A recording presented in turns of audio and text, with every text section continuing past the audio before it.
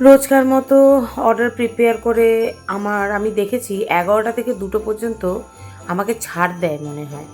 তো যাই হোক, আমরা দুজনে মিলে ডিসাইড করলাম ডিনার করার পরেই যে একটু বেরিয়ে যাব। তো একটু সাজার অপশান পেলে আমি তো ছাড়ি না, সেজেগুজে একদম রেডি হয়ে দুজনে মিলে গাড়ি নিয়ে বেরিয়ে গেলাম। এবং যথারীতি 26শে ডিসেম্বর 25 তারিখটা কোথাও বেরোতে পারিনি। আমাদের প্রথম গন্তব্য অবভিয়াসলি পার্ক স্ট্রিট হবে। পার্ক স্ট্রিটে আলো তোমরা সবাই আগেই দেখে নিয়েছো, তাই জন্য আমি একটা ফাস্ট ফরওয়ার্ড করে দিয়েছি। আমাদেরও খুব ভালো লাগলো, প্রতিবারের মতোই গিয়ে কেটমেরে 2-4টে ছবিও তুলে নিলাম। দুজনেই ছবি তুলেছি, কাপল ফটো দিয়েছি। সব ছবি টবি তোলার পর হঠাৎ করে মনে হলো যে পার্ক স্ট্রিটের সাথে সাথে আমরা এবার যাব নিউ টাউনে, সরি লেক টাউনে। লেক টাউনে যাব, নিউ টাউনে গেছি, লেক টাউনে যাব। তাই জন্য আমরা মা পিস ধরে পার্ক সার্কাস ধরে এই লেক টাউনের পথে চলে এসেছি। লেক টাউনটা কিন্তু এখন মিনি পার্ক স্ট্রিট হয়ে গেছে, যেখানে কিন্তু দারুণ সাজিয়েছিল। যদিও রাত্রি 1:30-2টোর সময় আমাদের ওয়েলকাম করার মতো কিছুই ছিল না, কিন্তু লাইটিংটা খুব ভালো লাগলো। আমি এর আগেও শুনেছি বা দেখেছি, ভিডিওতেই দেখেছি, কিন্তু আজকে সচক্ষে দেখে এলাম, খুবই সুন্দর লাগলো। আমার এরপরে মনে হলো যে একটু ইকো পার্ক যাবো, হয়তো ইকো পার্কটাও সাজিয়েছে, কারণ ইকো পার্কটা তো সব ইভেন্টেই ভালো করে সাজায়, কিন্তু এবারে কিছুই সাজায়নি।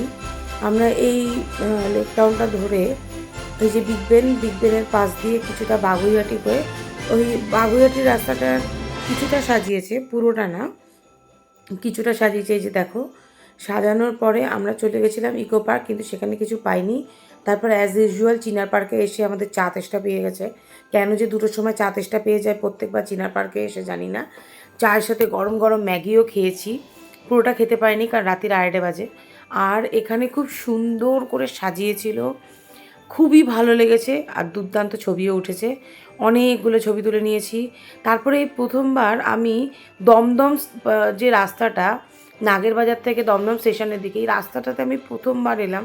আমার তো মনে হচ্ছিলো দুর্গা পুজো, জানি না এখানে কোনো মেলা টেলা কিছু চলছে কি না। যাই হোক, খুবই ভালো লেগেছে। তোমরা যদি না গিয়ে থাকো তাহলে একবার যেতে পারো, খুব ভাল লাগবে।